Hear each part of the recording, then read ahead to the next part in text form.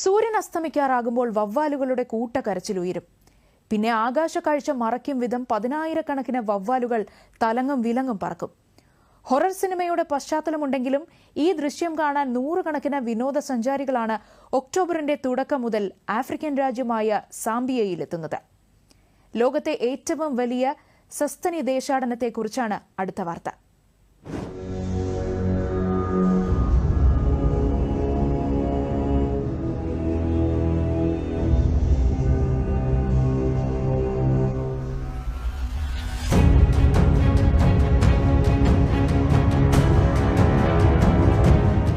ലോകത്തെ എട്ടാമത്തെ അത്ഭുതമായി വിശേഷിപ്പിക്കുന്നതാണ് ആഫ്രിക്കൻ രാജ്യമായ കെനിയയിലെ മസായി മാരയിലെ മഹാദേശാടനം.